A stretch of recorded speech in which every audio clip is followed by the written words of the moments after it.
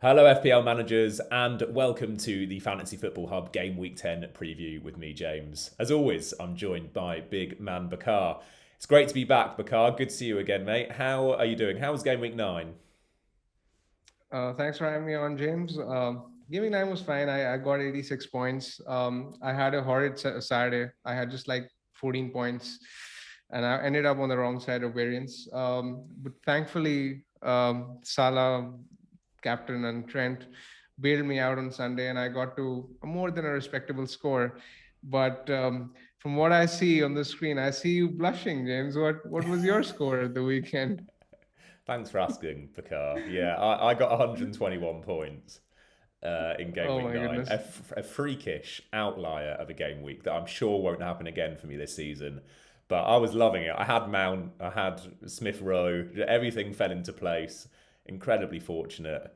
But I think normal service will resume in Game Week 10, and I'll go back to my run of red arrows that preceded that monstrous Game Week 9.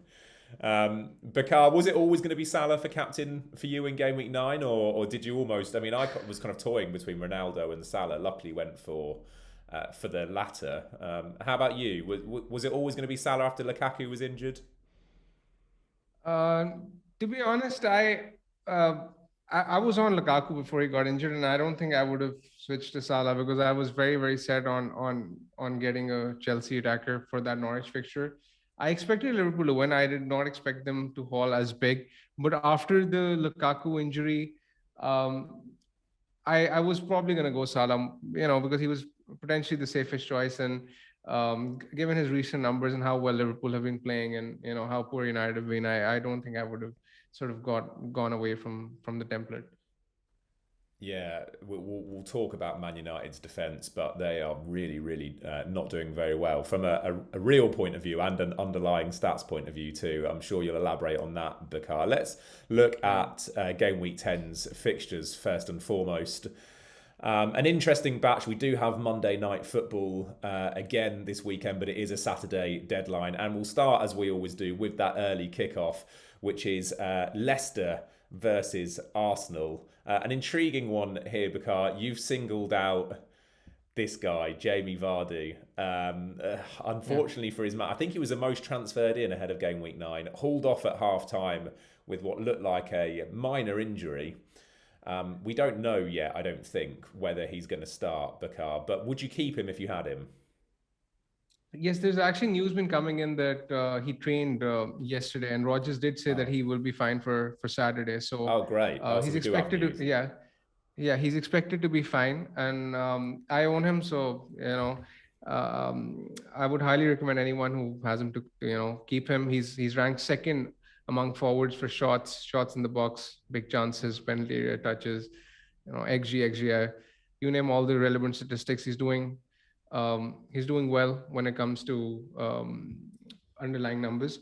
I I think there's a very good chance that he does well as well because Arsenal, they have been leaky in recent weeks. I mean, the fixtures have been great, but you could sort of sense when you watch them play that they don't exactly look secure. And there's always that knack in them to concede the odd goal in every game. And I think Leicester will actually score probably more than one. And I think this is a very good fixture to keep Vardy in. And he always has he has a very good track record against Arsenal as well, which is another thing worth keeping in mind.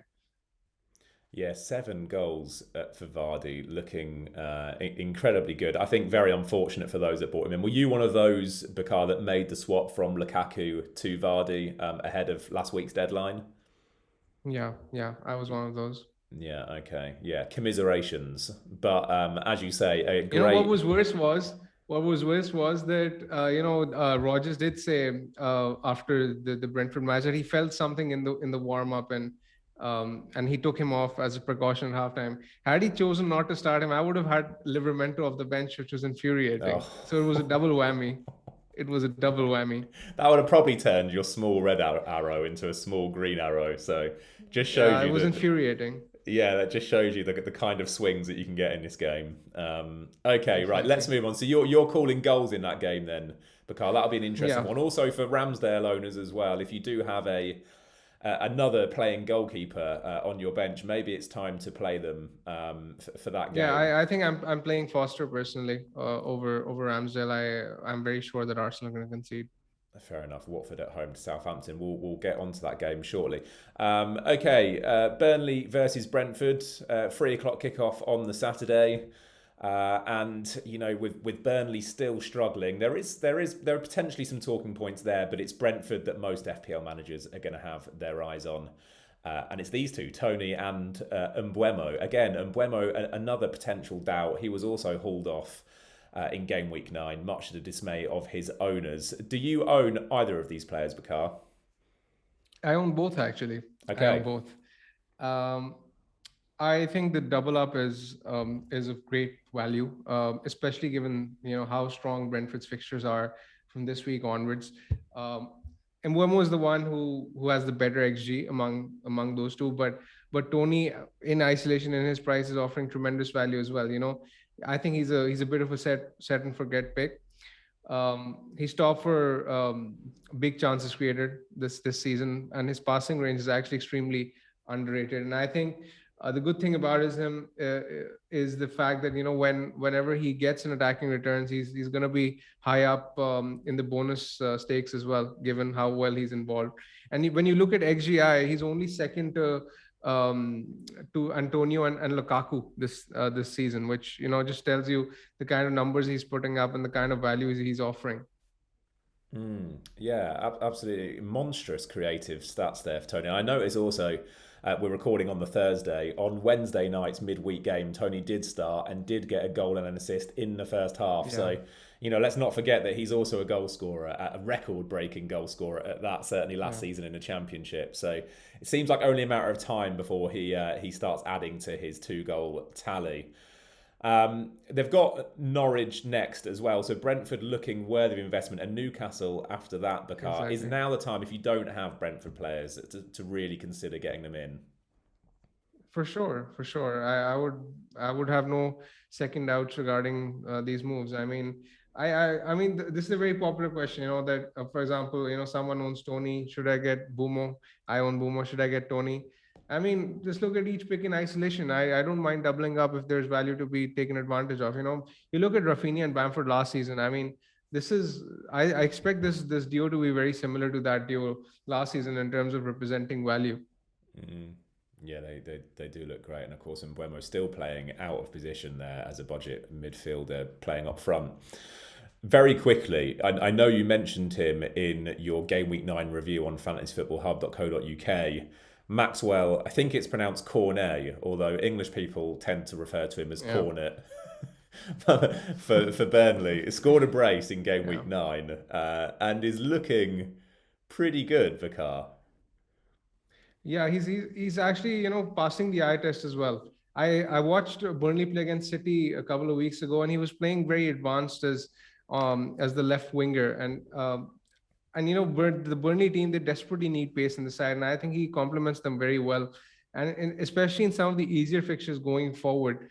When you look at Burnley, I mean, some of their fixtures are fairly easy from now on in. So if anyone is looking at a budget enabler, I won't look at him as someone who can play week in, week out, because Burnley exactly aren't a free scoring side. But, in some of the easier fixtures, for example, you look at Brentford this week, they won't have Raya in goal.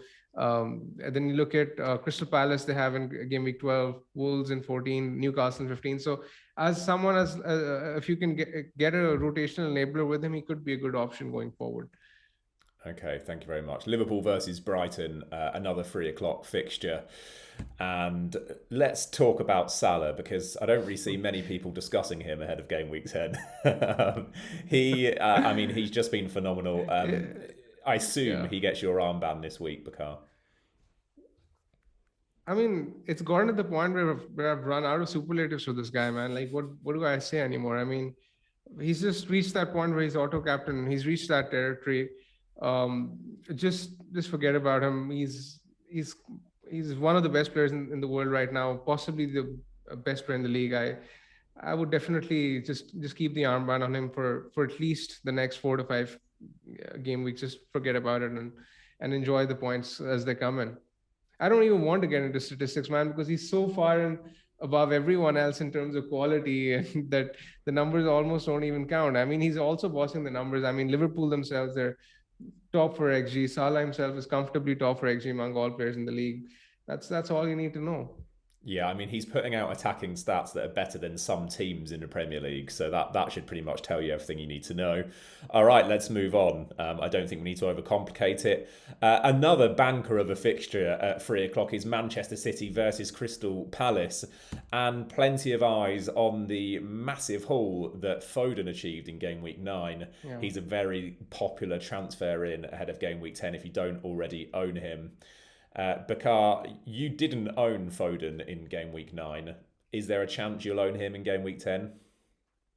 Yeah, and we were discussing off air as well, James, that you don't own him, I don't own him, and I think he has to be a priority transfer for us this week, in my opinion, because when you're playing as a central striker from Man City and you're in the form of your life, then that's great. And he was rested last night against West Ham as well, so he's fairly secure for the next game. And then they have United away, which looks like a very easy fixture on paper now, and then Everton at home. City are free scoring anyway, so I'd expect Foden to be heavily involved.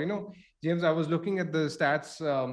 In fact, and ever since he started playing in the past 4 game weeks, Foden is second only to Salah for expected goal involvement in XG, which just tells you how involved he is. Even this week against Brighton, he had like 8 shots in the box. He was super advanced for City, and he fully richly deserved his haul.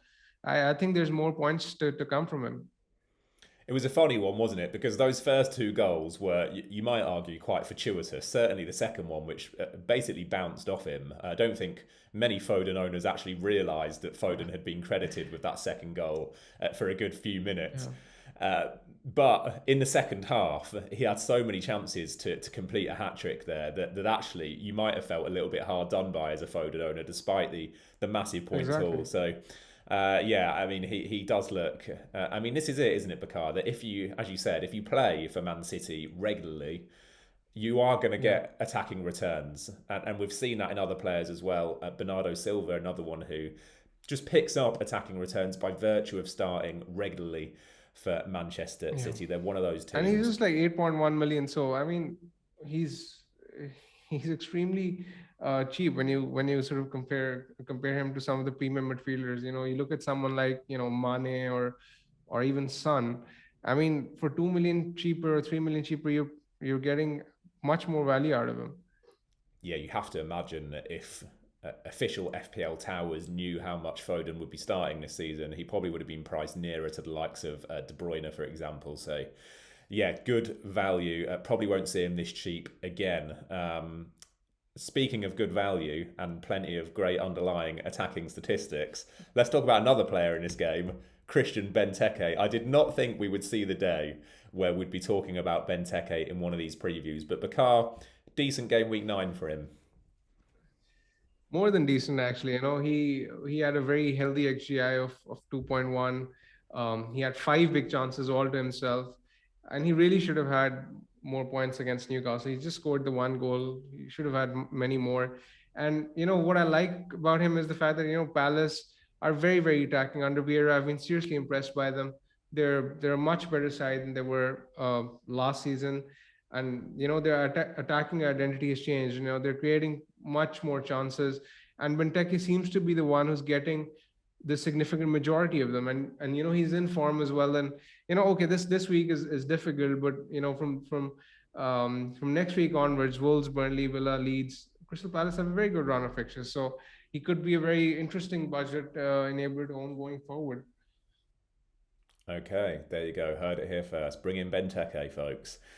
Newcastle versus Chelsea. It's another great fixture for Chelsea after their ridiculous performance against Norwich. I mean, it is Norwich, but still 7 goals against any Premier League team. You've got to start taking notice of that. One player, however, that disappointed many who bought him in was Kai Havertz, the only player who didn't score more than 3 points against Norwich for Chelsea, including substitutes as well.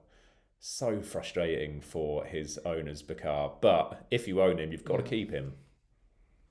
I think so. I mean, Newcastle and Burnley are as good as they get, and I mean, owners need to think that they didn't just buy him for the Norwich fixture alone. I mean, it was basically a set of 3 fixtures which they bought him for. So, I mean, it's difficult to write him off after one game. Although I can see why they're tempted. When you slap the armband on him, give him as much confidence to have as much confidence in him to give him the armband in a week where there was no obvious captaincy choice. And then to see his side win 7-0, it's obviously going to be very, very infuriating for people who owned him. He had just the 2 shots inside the box last week, very low XG as well. Nothing really impressive in terms of his stats. So I can see why people are tempted to sell him, but I think it makes sense to keep him ahead of his fixtures. Yeah, I mean, we assume that with Lukaku still out, he will be at front and centre again for that Chelsea side. You feel it's only a matter of time. He did, almost to add insult to injury, score midweek as well. I think they played on a Tuesday evening. So he does have goals in him. Havertz is a great player. I mean, I remember considering him quite seriously prior to game week 1, actually, as a potential season keeper. He's that sort of player. Hasn't quite kicked on this season like his owners have hoped. 2 players that have certainly kicked on, particularly in recent games, Ben Chilwell and Reece James. They're becoming more difficult to ignore. For sure. And, Chilwell in particular, now that it looks like he's first choice, he's now scored in his 4 of his previous 5 starts for both club and country. He's in a ridiculous vein of form. And he's also taking corners. I noticed he's taken 16 corners in the past 3 games for Chelsea, which, tells me that this is another route for him to create chances, and which will basically help him in his bonus accumulation. So I see him as a very explosive asset going forward. And if he continues to, deliver, then I think he's one of the most underpriced assets in the game. As far as Reece James is concerned, I still think there's a bit of rotation risk involved, but whenever he's playing, he's as explosive as well. What do we make of Chelsea's defensive stats, Bakar? Because they're certainly not the best in the league. I think when people think of Tuchel, certainly from last season, they think of a complete defensive rigidity. We haven't really seen that this season so far. They did perform well against Norwich defensively, although it is Norwich who I think have the lowest XG of any team in the league. But generally speaking, can we depend on them for clean sheets, or is the appeal in these two their attacking output? I mean, there's you can take advantage of either, but honestly, the numbers haven't been great as you mentioned. Especially when you compare them to last season, they've actually suffered a very sharp decline in numbers. But having said that, when you're playing Newcastle and Burnley, you'd still expect to come out of those fixtures with a clean sheet. So I'd be very hopeful and confident of getting some clean sheet points out of those fixtures. Even with the return of Callum Wilson, who has made a massive Another impact. point is that Mendy looks in great form as well. So that's another thing to keep. And he looks determined to keep a clean sheet in every game. Even Norwich had a very presentable opportunity to score, and he made a great save. So, and you could see how determined he is. So that's another point which is worth keeping in mind. Arguably one of the best goalkeepers in the world on current form. And the final 3:00 kickoff, Watford versus Southampton. There were 3 hat-tricks in game week 9, and Josh King scored one of them. It's not the first time he scored a hat-trick either, is it, in the Premier League? I remember owning him for that blank game week back when he was playing for Bournemouth, where he scored a hat-trick. Many people captained him that week, actually. He's done it again. Is this the start of a King resurgence, or is it a flash in the pan? I mean, it's too early to say whether it's the start of a resurgence, but he's one definitely worth keeping in mind for later on. And Watford's fixtures aren't the best, so I mean, you can afford to wait and watch for at least like the next 5 to 6 fixtures. But he's at a very cheap price, and if we see under Ranieri that they're becoming more free scoring, because this weekend alone they registered six big chances, which is very, very unusual when it comes to Watford. I mean, when you saw them under their previous manager, they were barely accumulating any shots in the box, let alone big chances.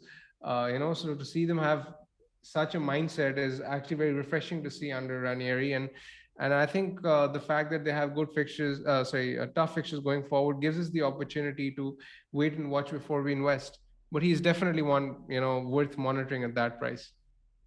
Yeah, Dennis also put in a very productive, I think it was 23 minutes off the bench, in which he managed to get himself suspended and scored 12 FPL points, which is pretty decent for 23 minutes worth of play. There's another player that many FPL managers, particularly if you're part of that FPL community, already own, and that's Livramento. He was, for many, a bench player, Bakar, but he's proving difficult to bench as the weeks go on. And this looks like another game where you're probably going to have to start him, right? This is another very tough question for me to answer. Livramento last week he was stopped for shots in the box and chances created. So I personally think the way he's playing, he's playing like a 5 million asset. I don't think he's correctly valued at 4.23 million at all. He's worth far more than that. Um, I personally think Watford are going to score this week, just given the fact that I think they will be high on confidence and how they played against Everton. Um, I personally have him on my bench, but I do sort of fear getting it wrong again because I had him on my bench last week um, and he scored. So uh, I mean, I have my finger crossed that it doesn't happen again. But I mean, he's a perfectly playable option if you want him because, as I said, some of his numbers going forward are decent. Yeah, I mean, he not only did he score from that corner, I didn't realise how tall Livramento was, I have to admit. And then the Yeah. commentators were saying how much of an aerial threat he is, which is another, string to his bow that I didn't necessarily appreciate Mm. when investing in him. But also had that opportunity to score 2 goals, hit the post, the inside of the post as well. So looks incredibly good. Yeah, I like owning him. For me, he's a part of the starting furniture of my side now, Bakar. But we'll see. We'll see how he gets on about against Watford. Interesting that you think they're going to score. I probably agree with you actually there. Okay, the 5:30 kickoff. It's Spurs versus Man United. Should be an exciting game and would be, in seasons past. However, both teams out of form at the moment. Both teams looking to make amends for poor game week 9 results. Firstly, before we get into United's defence, Bakar, how would you call this game? I think Spurs will win. I have a feeling they'll probably edge it by maybe 1-0 or 2-1, something like that.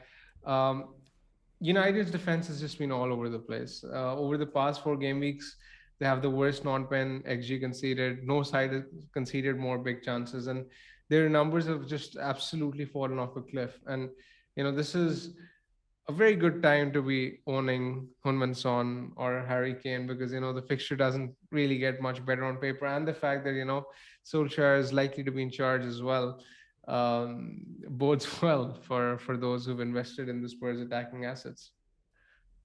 Yeah, you can't help but wonder whether this might be the final nail in Solskjaer's coffin should Man United go to Spurs and lose. Although it does sound like management are keeping the faith for the meantime, which, to be quite frank, is baffling. But as you say, it does Yeah, play into the hands of those that still own exactly. Spurs assets. Let's very quickly talk about Ronaldo because even though he's not nearly as popular choice as he was 6 or 7 game weeks ago, he is still in over 30% of FPL teams, including my own. I'm interested to know what you would do with him now because, Spurs are fallible at the back. We've seen them concede goals so far this season. Is it worth holding on to Ronaldo, or as far as No, you're I concerned, would sell Bakaras, him honestly. Yeah, I get I, rid? I think it should be pretty straightforward. I would get rid. United are sort of lacking fluidity going forward as well. And when you look at their fixtures, I mean, okay, even if you admit that Spurs aren't the best defensive side on paper, they have Chelsea and City in like in the next 4 fixtures. So I won't hold on to Ronaldo because I think there are other options for cheaper who are likely to offer much better value. Okay, so you wouldn't be considering a Ronaldo to Kane swap this week. You'd be looking to downgrade to a Toney or a Benteke even I mean, perhaps. Ronaldo to Kane is perfectly fine as well if you're looking for because Spurs have a very good run of fixtures after game week 12, so that's a perfectly good move as well. Mm. I'm not against it at all. Okay, thank you very much. Sunday fixtures, 2 o'clock. It's Norwich versus Leeds. We won't really dwell on this fixture too much, Bakar. I think a lot of FPL interest will depend on whether Rafinha is declared fit. And as far as I know, Yeah. on this Thursday morning, we're still none the wiser as far as his status goes. Let's move on, however, to Aston Villa versus West Ham. And again, it's these two West Ham boys that you want to discuss. Benrahma, still a relatively high ownership given his recent form. Is he another one where it's time to finally give him the sword, or should managers be keeping the faith? I think if you don't have any other pressing issues in your team, I think it's time to sell Benrahma, because some of the fixtures now are getting tough, and his numbers have significantly dropped as well. And yeah, it's not just the fact that he's been blanking recently; it's the fact that his underlying stats are justifying those blanks. So I think it makes sense to get rid. Um, I still think it's worth keeping Antonio given his form. Um, his numbers are decent. He's recording big chances in every game. Even this week, he scored. He had a big chance before that against Everton. He recorded two big chances. So he's still heavily involved. I don't mind keeping him personally, but as far as Benrahma is concerned, I think it makes sense to get rid of him, especially if you're still on the double up. Were you one of those that prior to game week 9 had questioned Antonio's place in your team? I know a lot of people were starting to look at this fixture swing and say to themselves, well, is it necessarily worth holding him? Were you one of those, Bakar, No, or I, for I you? was I was I was very confident about owning Antonio. Okay. His place has never been in jeopardy over the past few weeks in my That's what I case. like to hear. As an Antonio owner, I'm Yeah. very pleased to hear that. Yeah, his underlying stats speak for themselves, don't they? Okay, and Villa, relatively good opponents actually to play. Arsenal put three past them last game Yeah. week. We associate Villa with some defensive rigidity, particularly with Martinez in goal, but they're looking pretty weak at the moment at the back, Bakar, which I suppose bodes well for Antonio owners once again. Yeah, exactly. And even in the reverse fixture last season, I remember Villa conceding three to West Ham. So West Ham Okay. sort of tend to do well against them. So I think this is a good fixture to back Antonio in. Good to know. Okie dokie. And then Monday night football, we do have Wolves versus Everton. Anything to say about this game, Bakar? It's not the most thrilling Monday night football fixture, particularly from an FPL perspective. A couple of Jimenez Exactly. owners. I think Rafa is just gonna shut up shop. After conceding 5 goals, and Wolves sort of have dropped off from their high levels that we saw. In the first 3 to 4 game weeks in particular, when they were posting ridiculous numbers in terms of attack. I mean, they've dropped off from that, and now they've sort of reverted to type, and um, they're looking more like the team that they were under Nuno. So I expect that to be a fairly boring game. I don't think that game's going to be high scoring at all. Okay. Well, what else would we expect from Monday night football other than a boring game? That does tend to be the way, doesn't it? All right, Bakar, thank you so much for Thank taking you. us through those 10 fixtures. Bakar, you feeling confident of a green arrow this game week? Happy we team? Yes, hopefully, particularly with some of the injury news coming in, that hopefully Vardy, Rafinha, Mbeumo are likely to be fine. If that's the case, then I'm looking very good, and I look forward to the week ahead. Good stuff. All right, mate. Well, good luck. Viewers, thanks so much for watching. Good luck with your game weeks. If you've enjoyed this video, do give it a thumbs up. Bakar puts loads of effort into the research for it. And go and follow at BigManBakar on Twitter as well. If you like this kind of content, this statistical-based analysis, you'll find plenty more on his Twitter. All right. Thank you, guys. Take care. Cheers, Bakar. I'll speak to you next week, mate. We'll be Cheers, back mate. ahead of Game Week 11 to preview that. Until then, good luck. Take care. Good luck, all.